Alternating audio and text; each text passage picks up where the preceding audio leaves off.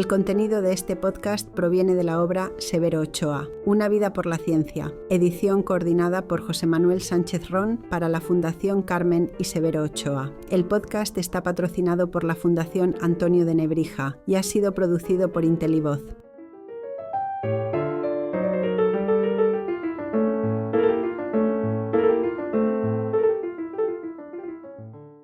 Hola, soy Regina Revilla, presidenta de la Fundación Carmen y Severo Ochoa. Este episodio de nuestro podcast está basado en el capítulo Severo Ochoa y los orígenes de la Universidad Autónoma de Madrid, escrito por José Manuel Sánchez Ron, catedrático emérito de Historia de la Ciencia en la Universidad Autónoma de Madrid, Departamento de Física Teórica y miembro de la Real Academia Española.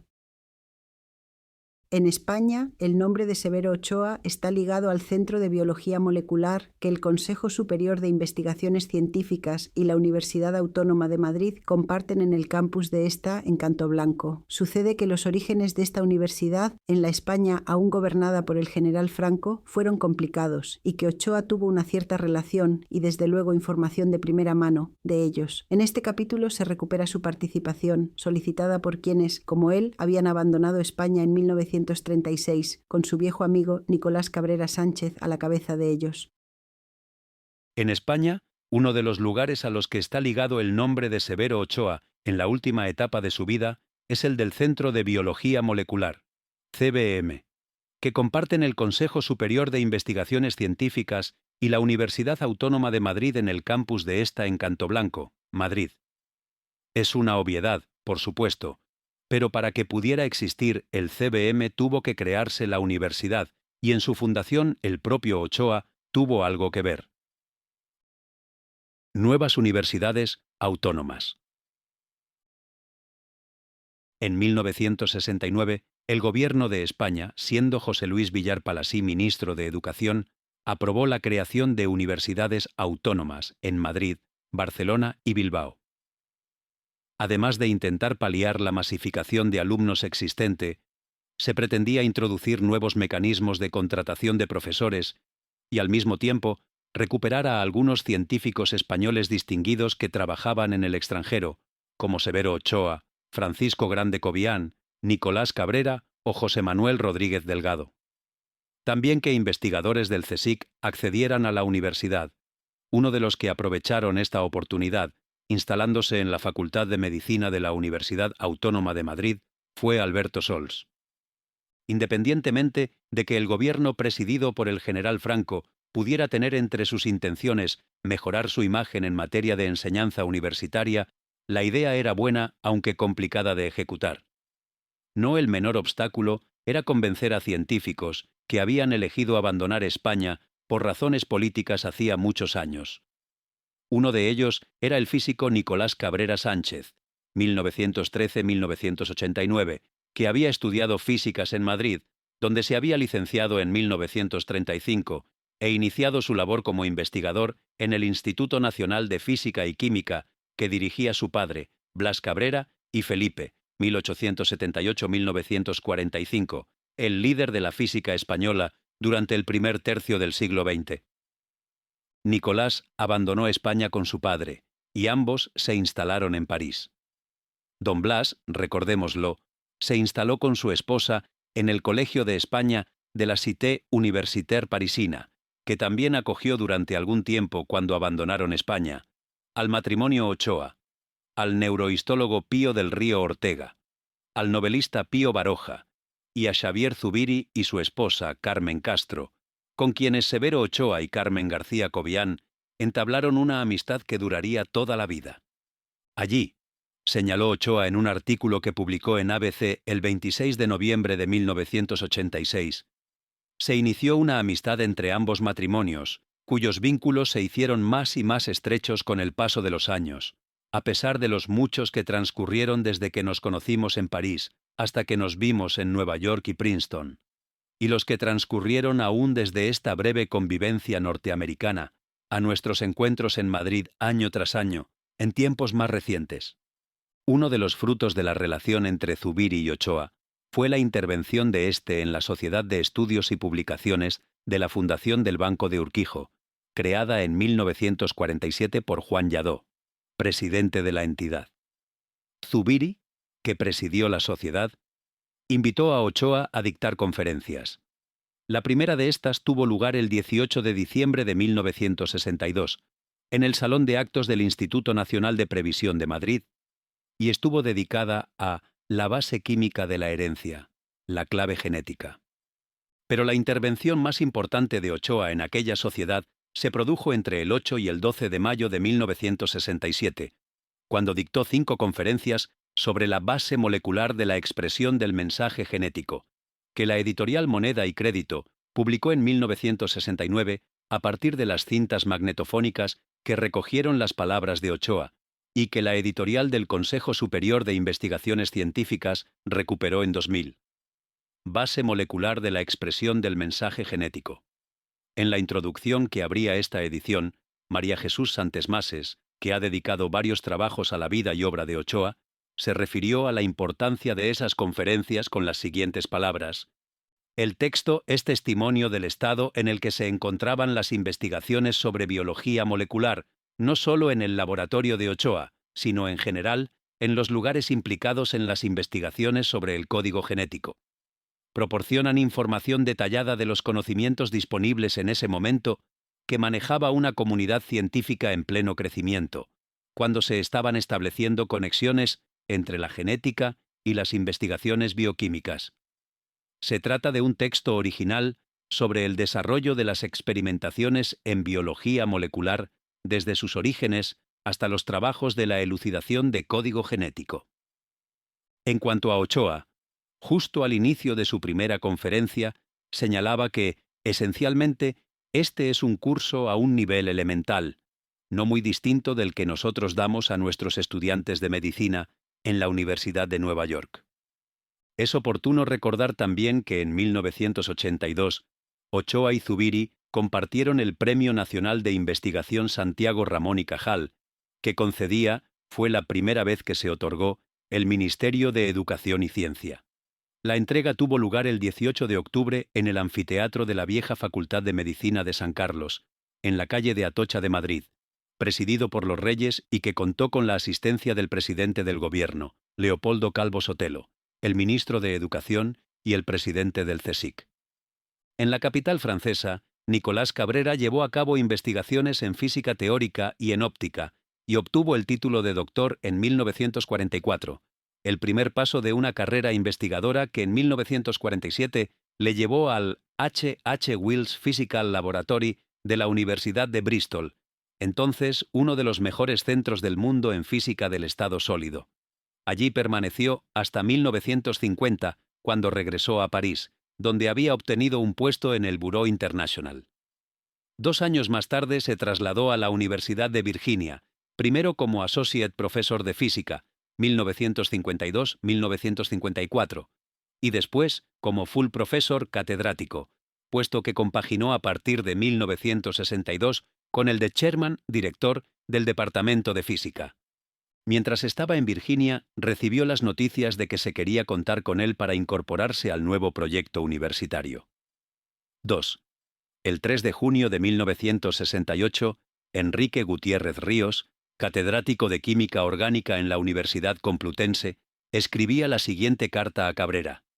Querido amigo y compañero, recuerdo mucho la grata conversación que tuve con usted hace años acerca de su posible incorporación a nuestra universidad. Aquellas gestiones que yo realicé con el mayor interés tropezaron con dificultades administrativas prácticamente insalvables. Ahora, la situación ha cambiado esencialmente, porque en Madrid se ha constituido una segunda universidad que empezará a funcionar a partir de octubre próximo. En ella, los catedráticos podrán ser nombrados por designación directa. Hace 2 días, hablé con el actual ministro de Educación y Ciencia, profesor Villar Palasí, sobre el caso de usted, con vistas a la nueva universidad, y me encargó especialmente que le escribiera en su nombre, proponiéndole su incorporación a esa nueva universidad. Gutiérrez Ríos añadía que el puesto para Cabrera sería como la actual de catedrático en España, pero con un salario a convenir, y le preguntaba si podría incorporarse a primeros de octubre, o en caso negativo, en qué fecha. Por último, señalaba que, como le dije en aquella ocasión, un campo de trabajo que sería para la universidad de mucho interés es el de física del estado sólido, aunque también interesa la física teórica. Cabrera contestó, en inglés, rápidamente, el 11 de junio. Como era de esperar, era imposible que se incorporase en octubre, ya que tenía planificado el próximo curso. De hecho, estaba a punto de salir para México, en donde iba a pasar el curso 1968-1969 como profesor de física y experto de la UNESCO en el Instituto Politécnico Nacional. Sobre salario, se limitaba a apuntar que en aquel momento en Virginia le pagaban $2.000 mensuales, pero que suponía que podría aceptar una reducción considerable, teniendo en cuenta la diferencia en niveles de vida entre Estados Unidos y España. Una vez clarificados estos puntos, Cabrera se apresuraba a señalar que estaba muy interesado en recalcar su interés en la posibilidad de ir a Madrid y su gran deseo de recibir más información sobre la organización de la segunda universidad a la que se refiere. Creo sinceramente que tanto fuera como dentro de España se podría reunir un número de científicos y humanistas sobresalientes que serían capaces de organizar una universidad en Madrid de primera línea en el plano internacional. Y añadía, modestamente, dudo mucho, por supuesto, que yo debería ser incluido. Sin embargo, no soy yo quien debo decidir en este punto. Gutiérrez Ríos pasó la contestación de Cabrera a Villar Palasí, y éste expresó por escrito al químico sus impresiones el 26 de junio. En primer lugar, se refería al aspecto económico, mostrando su disposición a encontrar soluciones que incrementasen las 45.000 pesetas de un catedrático. Estaba, por ejemplo, la posibilidad de alguna conexión con el Consejo Superior de Investigaciones Científicas. Pero el pasaje más interesante de la carta del ministro es el siguiente. Aunque no fuera para octubre, el tercer párrafo de la carta habla Cabrera de la recogida de científicos y humanistas sobresalientes. Me interesa extremadamente, porque este es, justamente, el espíritu con que quiero que empiece a funcionar la nueva universidad, al menos en los primeros años, hasta que se creara un cierto espíritu entre los catedráticos, más acorde con la dedicación tal como lo entienden fuera y bastante diferente a como lo entendemos aquí. Convendría seguir manteniendo el contacto con Cabrera y que te informara si esta posibilidad y, sobre todo, estas cantidades pudieran ser suficientes para él. Excuso decirte que podría estudiarse en casos singulares como este, una ayuda de casa-habitación que resolviera el problema de vivienda. El uso de los textos para la elaboración de este podcast está autorizado por los autores, la editorial Planeta y el Consejo Superior de Investigaciones Científicas. El 11 de septiembre, Ricardo Díaz Hochleitner, secretario general técnico del Ministerio, invitaba a Cabrera a una reunión a celebrar en Madrid, del 23 al 27 del mismo mes, con objeto de analizar los problemas generales de organización de las nuevas universidades creadas por Decreto Ley de 6 de junio, con atención muy especial en lo que concierne a las facultades de medicina. Parece seguro que Cabrera no asistió a esta reunión. Quienes sí lo hicieron fueron Francisco Grande Cobian, entonces en el Laboratory of Physiological Hygiene, University of Minnesota, y amigo íntimo de don Severo desde los tiempos de la residencia de estudiantes, y el propio Ochoa, Departamento de Bioquímica, Universidad de Nueva York, viejo amigo de Nicolás Cabrera con el que, como vimos, había compartido tiempo en París, y con quien, muy probablemente, también habría coincidido en Madrid en el entorno de la residencia. Y a estos, al igual que a otros conocidos, pediría Cabrera consejos e informaciones durante los siguientes meses. Es interesante e ilustrativo entrar en este punto. El 18 de noviembre, Ochoa contestaba, en inglés, a una carta de Cabrera del 9 de aquel mismo mes. Tras confirmar que había asistido a la reunión de Madrid, dedicada sobre todo a analizar las propuestas de las comisiones sobre las facultades de Medicina, Ciencias y Ciencias Políticas y Económicas, y referir a Grande Cobian, que tuvo mucho que ver con la elaboración del informe sobre la enseñanza de medicina y que, de hecho, pasó mucho tiempo en Madrid. Ochoa señalaba: mi opinión en este momento es incierta. Creo que existe un genuino buen deseo de hacer algo que, a la larga, mejore las universidades españolas, y existen bastantes posibilidades de que escuchen el consejo de personas que, como Grande, tú o yo, les han estado diciendo lo que en nuestra opinión se debe hacer. Sin embargo, está claro que en este momento quieren resolver a toda prisa el problema de los conflictos estudiantiles y muchas personas creen que el principal propósito es el de descongestionar las aulas. Mi punto de vista es que, cualesquiera que sean los fines inmediatos, merece la pena apoyar cualquier intento de renovar las universidades españolas. En mi opinión, esto tomará un tiempo considerable, y los primeros pasos deben ir encaminados a crear el personal científico y académico que prácticamente no existe. Parecen tener grandes esperanzas en hacer las cosas rápidamente, mediante la reincorporación de al menos algunas de las personas que ahora están en el extranjero. En mi opinión, esto solo puede resolver el problema de manera muy parcial. Creo que puedo resumir mi impresión diciendo que definitivamente algo se está poniendo en movimiento y que, si no se pierde de vista el objetivo final y no hay equivocaciones, algo saldrá de ello. Mientras se tenga esperanza, continúo pensando que se debería ayudarles. Desde Madrid, Salvador Velayos, catedrático de Electricidad y Magnetismo en la Universidad Complutense, escribía el 18 de noviembre a Cabrera. Viejo amigo de Nicolás. Ambos habían sido discípulos de Blas Cabrera. De hecho, los dos publicaron un artículo con don Blas en 1935, en el Boletín de la Academia de Ciencias Exactas, Físicas y Naturales, titulado Constantes magnéticas de algunos sulfatos compuestos de elementos raros. Contribución al estudio del paramagnetismo de los sulfatos octohidratados de las tierras raras. Esperaba que se decidiese a venir y le informaba que a la reunión en cuestión fueron otros dos catedráticos universitarios, el físico Luis Bru y el químico Jesús Sancho Roff. Por su parte, Bru informaba a Cabrera que, aunque asistió a la reunión, las normas que allí se dieron fueron muy generales y estaban en una línea muy parecida a las que propuso la Facultad de Medicina. Y añadía: esto marcha todo muy despacio. El primer curso ha comenzado a funcionar. La Universidad Autónoma de Madrid se fundó oficialmente en 1968, en plan de casita de muñecas, en el pabellón de Lini, en la Feria del Campo.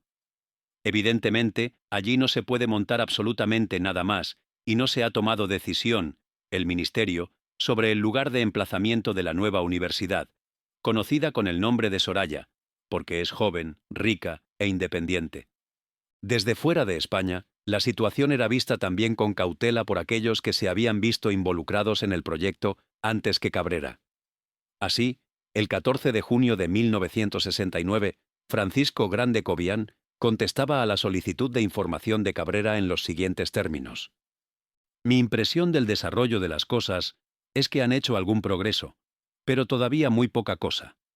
Esto es lo que yo esperaba, pues aunque no tengo duda de la excelente intención de las autoridades ministeriales y del interés de algunos de nuestros colegas, tengo muchas dudas de que sean capaces de vencer todas las dificultades que van a encontrar.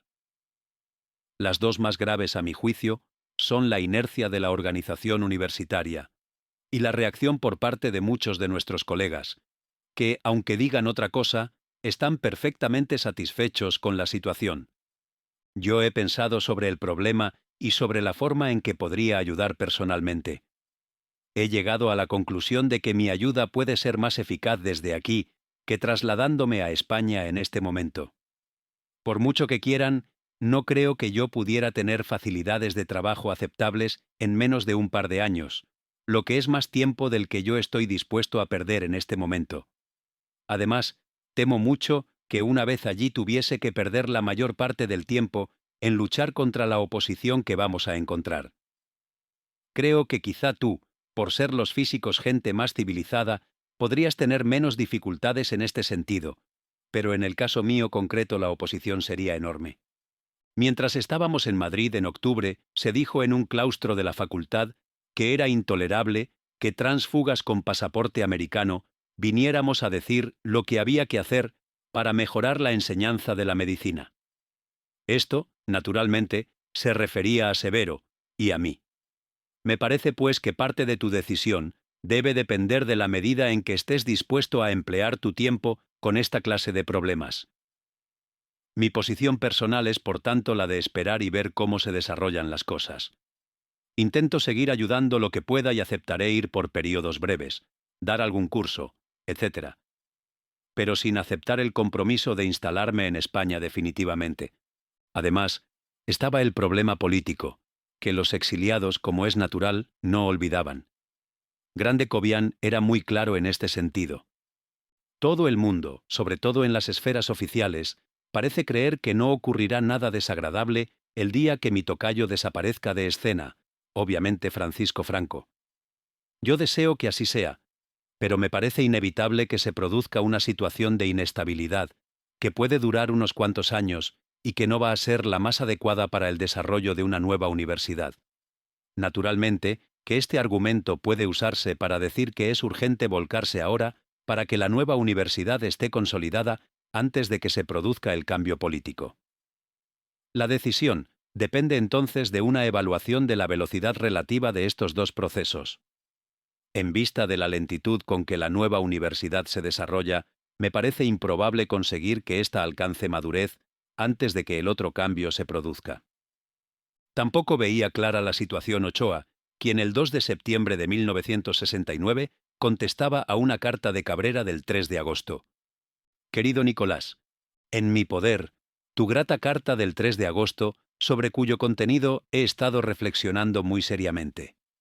Si los propósitos allá son genuinos y pueden solucionar de un modo estable y seguro el problema de pagar debidamente al profesorado y subvenir a los gastos, no solo de la enseñanza sino de la investigación, creo que tu ida sería fundamental para la nueva Universidad Española.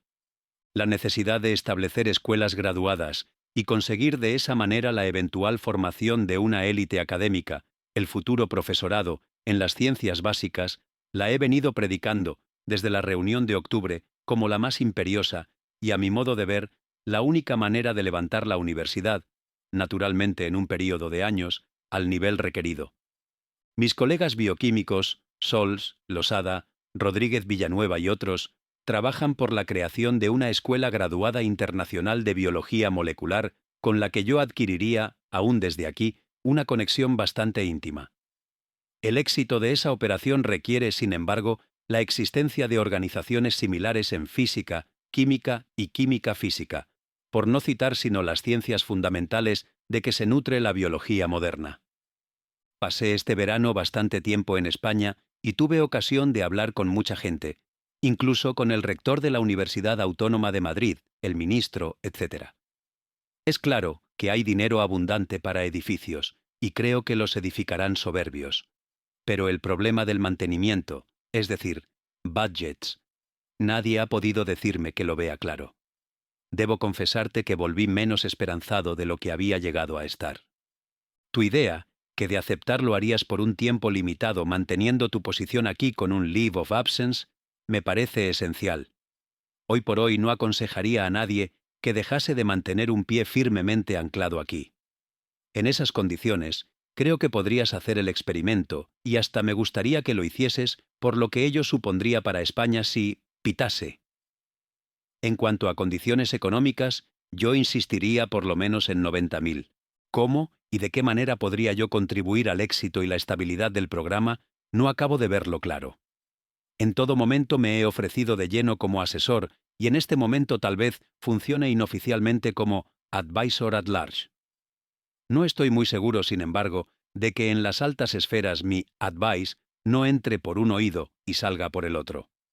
Creo que les interesa más mi nombre, por lo que pueda tener de propaganda value, que lo que yo pueda genuinamente contribuir. Quiero decirte con esto que mi presencia en un patronato o comisión promotora pudiera no ofrecer garantía alguna de seguridad o éxito.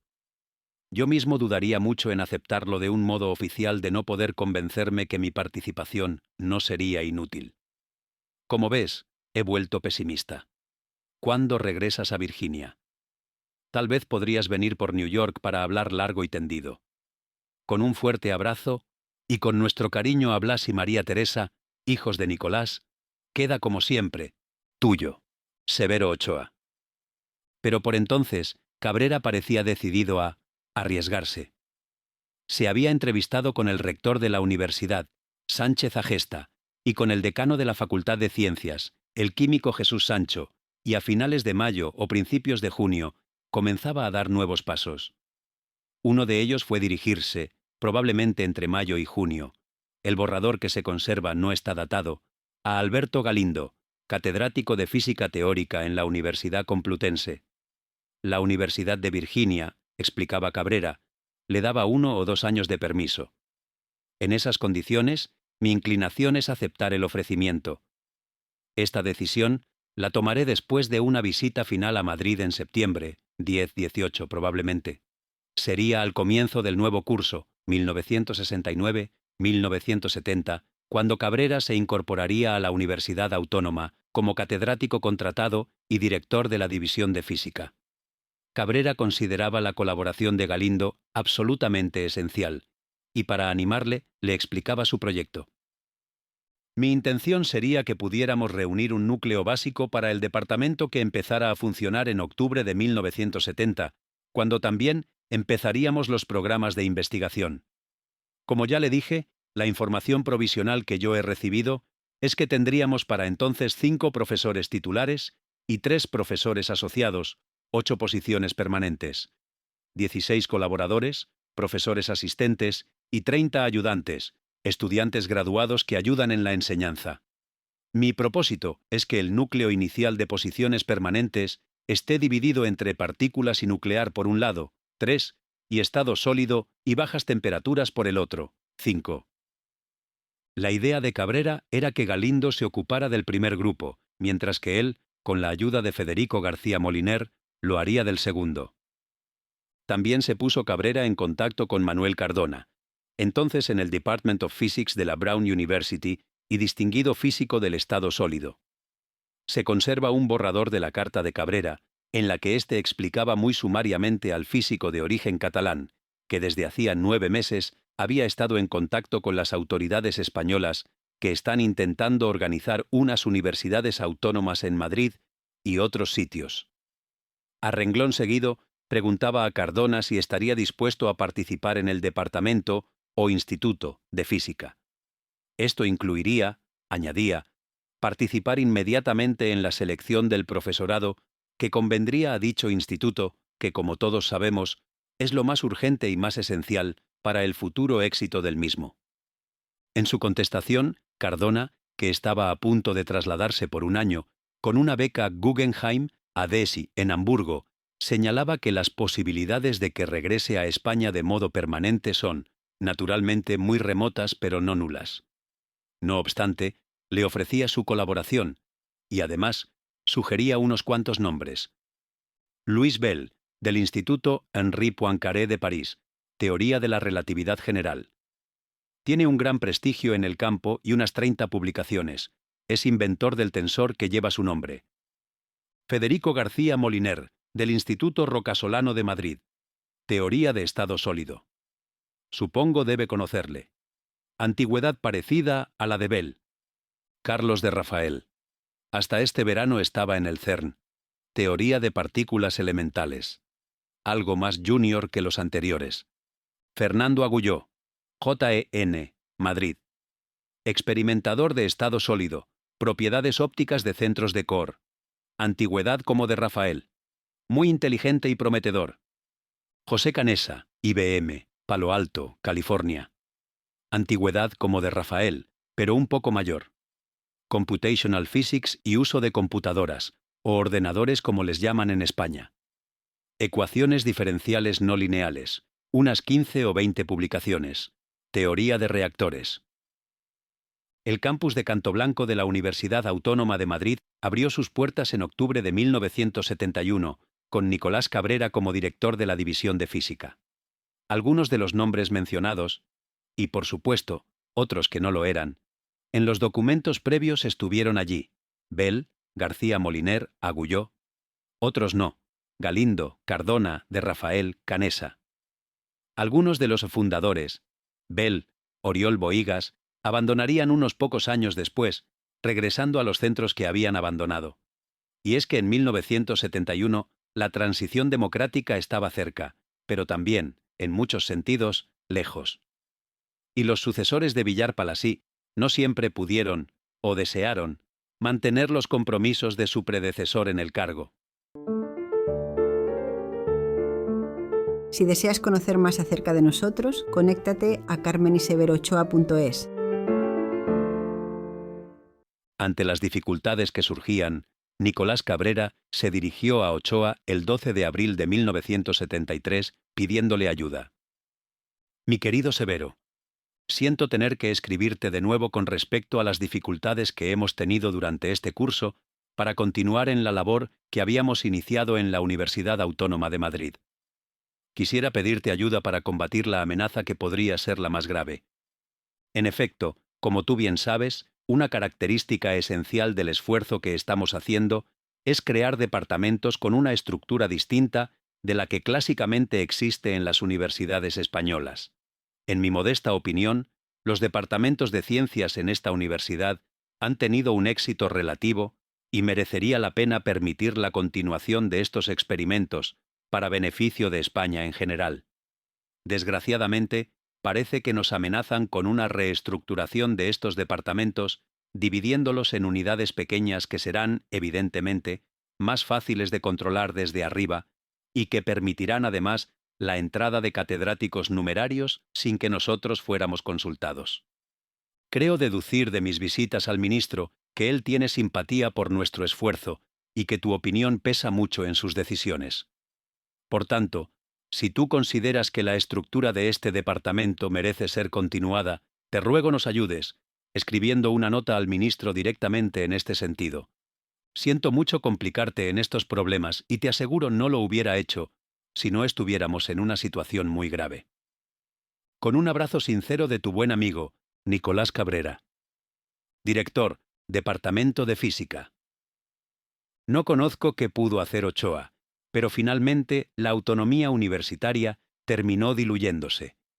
La idea de crear un centro de biología molecular que Villar Palasí veía con buenos ojos quedó paralizada cuando en junio de 1973 este fue sustituido en el ministerio por el rector de la Universidad Autónoma de Madrid, nada progresista ni en política ni en ciencia, Julio Rodríguez Martínez. Finalmente, y como se explica en otros capítulos de este libro, el CBM, hoy Centro de Biología Molecular Severo Ochoa, se inauguró en septiembre de 1975, coincidiendo con la celebración de un International Symposium on Enzymatic Mechanism in Biosynthesis and Cell Function, homenaje a Ochoa en su 70 aniversario. La idea siempre había sido que el centro contase con la participación de Ochoa, que había apoyado el proyecto desde el principio, pero tras la destitución de Villar Palasí, el Nobel abandonó la idea de instalarse definitivamente en España. No lo haría hasta su jubilación en los laboratorios Roche en 1982.